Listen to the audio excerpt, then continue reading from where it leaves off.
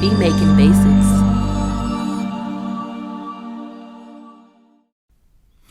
What's going on, YouTube? Be Making Bases back again with another dope video. If you're new to the channel, go ahead and subscribe because we're going back to back with bangers. Today's video, I'm going to be going over how to add some sauce to your mixes, make your mixes stand out, make your mixes sound better, okay? Basically, I had this track that I've been working on here that I've been showing y'all, and I'm going to show y'all some tips on what to do to make your mixes stand out. Now, in the last video, we went over how to get the proper levels. All right, when it comes to, getting the proper levels, that's really going to be like 90% of the mix. The other 10% is going to be the sauce. Basically adding EQ, compression, reverb, panning your mix and stuff like that to create a spatial effect and make it sound fuller and stuff like that. So we're going to be going over all of that in this video. But before we do, I'm actually going to just let you have a preview of this beat. So let's just check it out.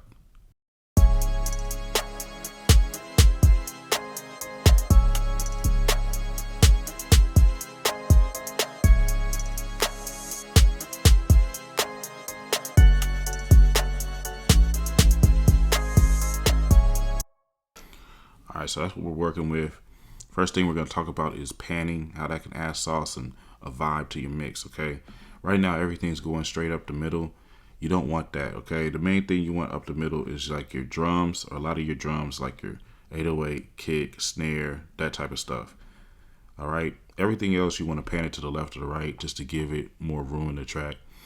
So, for instance, like this, like even some of your percussion, like this tap, you're going to go ahead and, play around with putting it to the left or the right.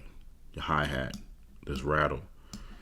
You know what I'm saying? Sometimes you could do certain like snares and stuff like that just to play around with certain things. But for the most part, you want your snares, kick, and your 808 dead center. And then you just come over here and play around with your snare, your melody. And let's just give that a listen now. Just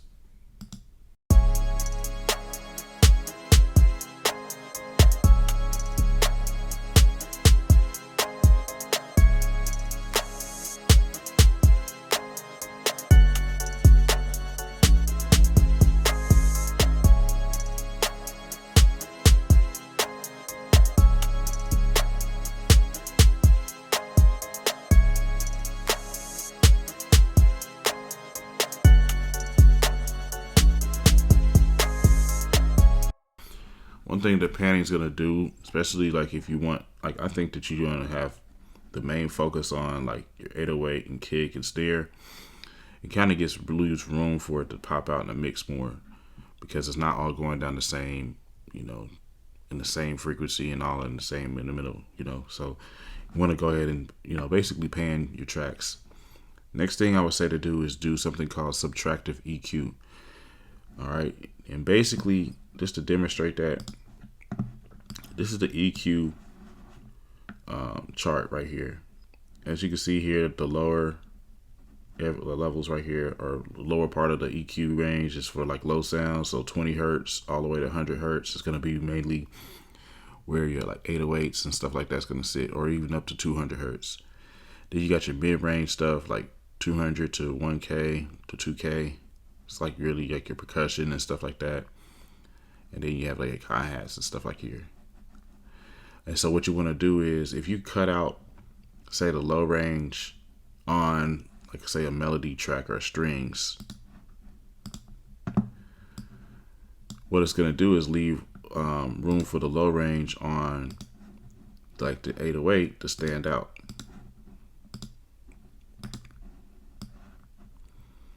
So just kind of showing you a basic concept here. So, like, for instance, we'll come over here on the string, take out the lows, just a little bit of the lows. Don't want it to sound too thin, but take out the lows so that the 808 can shine. Let's just play this.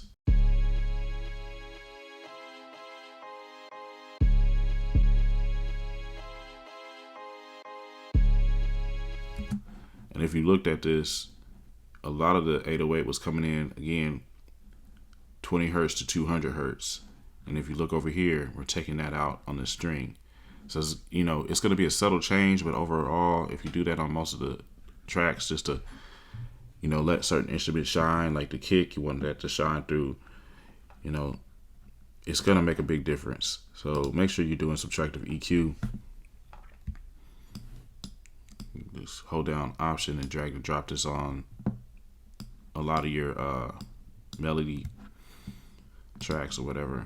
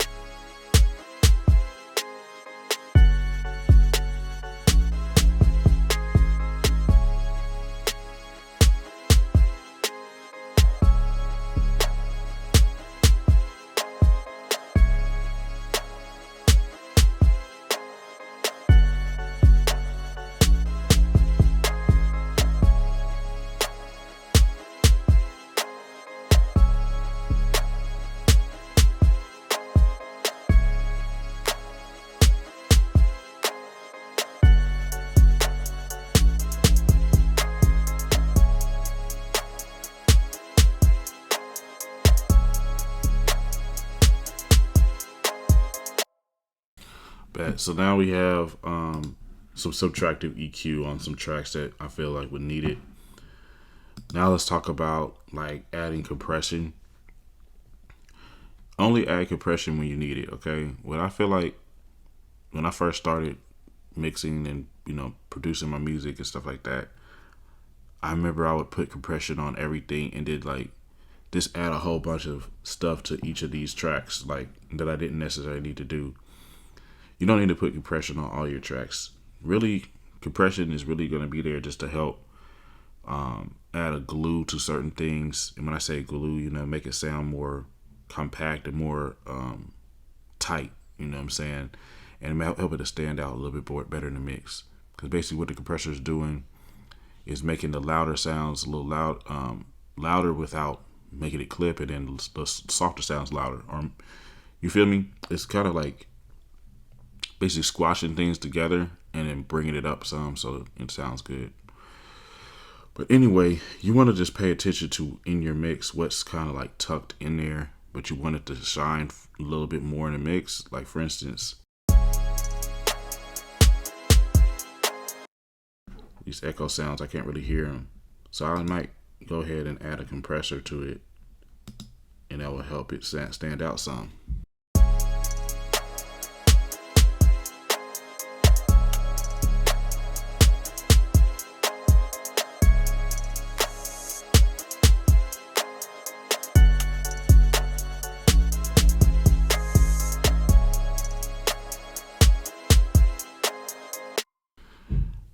Basically, the threshold is going over like how much, at what point the compressor is going to be activated. Ratio is how much of the compressor is going to be added to the mix. The tack is like how fast the compressor is going to activate. Makeup is going to be like your makeup gain. You can push this down or up just to add more or less of the compressor sound to the mix overall. Release is how long it's going to take for the compressor to stop activating or working. And so, yeah, you just want to, mess around with that.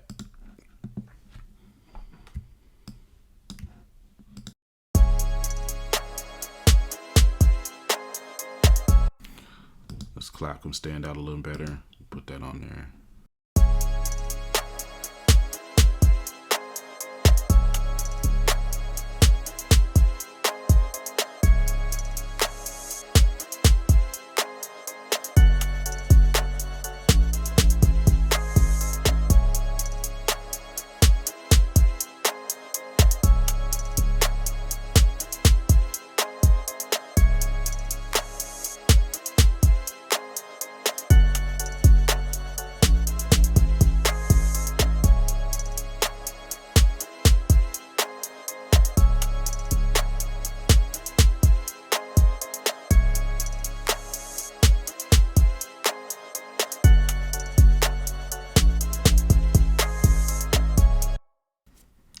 Now you also can put compression on like an actual bus, so you can try that.